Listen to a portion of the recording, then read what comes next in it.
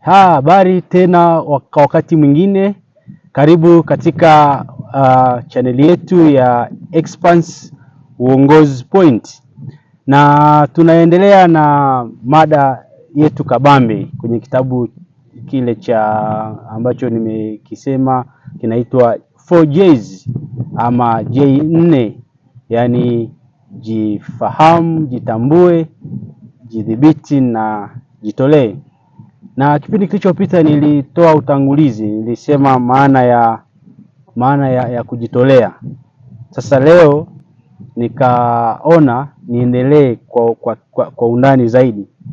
Na katika kupitia Biblia nilikutana na andiko moja ama mawili ambayo natoka katika kitabu cha Petro wa kwanza sura ya 3 mstari wa 18, ambayo nasema kwamba wapenzi, tusipende kwa maneno au usemi, bali kwa matendo na kwa kweli.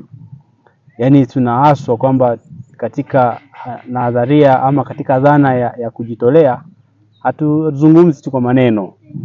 Kuna matendo ambayo tunayaonyesha, tunafanya, tunakitenda kwa ajili ya wengine. Lakini katika kitabu cha Petro wa kwanza sura ya 4 mstari wa 10 nasema kila mmoja wenu anapaswa kutumia zawadi yoyote uliopokea kuwatumikia wengine kama wasimamizi waaminifu wa neema ya Mungu katika namna zake mbalimbali.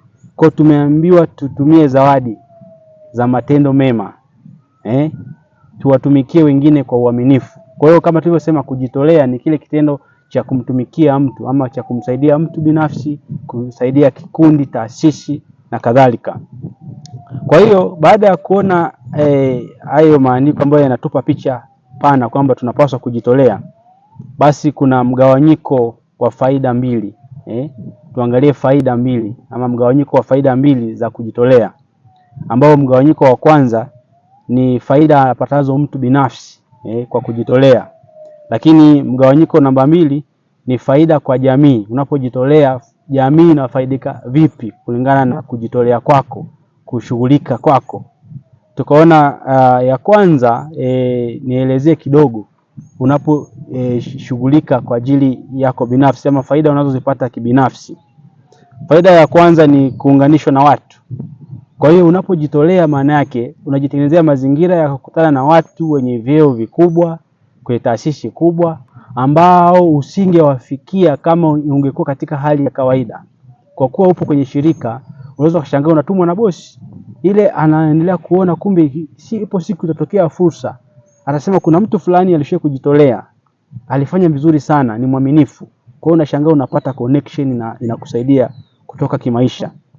Lakini faida ya pili, kukujenga kiafya, kimwili na kiakili. Kwa unapojitolea unatumia akili, unatumia mwili. Kwa hiyo unaushughulisha mwili. Unakuwa sio mtu mzembe. Unaweza kuwa umeambiwa bebe vitu fulani, unabeba pale, unafanya hivi. Hata kutumia akili yako kufanya maamuzi inakufanya uwe active ama uwe mtu ambaye una namna fulani nzuri ya kuishi. Lakini kukupa fursa ya kufanya unachopenda.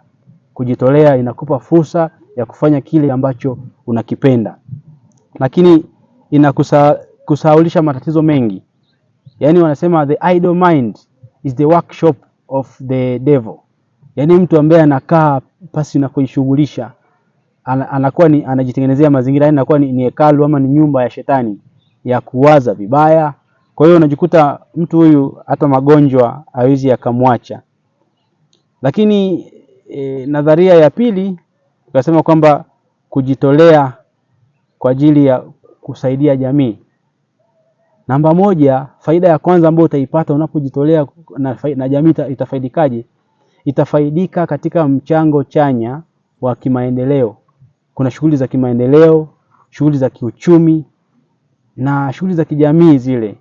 Kama unaweza kujitolea kuwasaidia watoto walio kwenye mazingira magumu, kwenye vituo vya watoto yatima ama magerezani. Kwa hiyo unapojitolea unawasaidia wale watu kuwa katika hali nzuri. Inaweza kwenye uchumi labda ama shughuli za kimaendeleo za jamii. kuna kuzibua mitaro, kufyeka, kufanya usafi wa mazingira. Unapofanya usafi wa mazingira unasaidia kuepusha ama tunajiepusha na magonjwa. Unaposaidia jamii kwenye hali ya kiafya, unasaidia jamii kuepushwa na magonjwa. Kwa hiyo ziko faida nyingi sana ambazo tungeweza kuzisema, lakini kwa leo tuishie hapo. Nikukaribishe tena katika mwendelezo wa kipindi kinachokuja. Naam, mimi jina langu ni Barnaba Mnyasi. Karibu tena. Asante.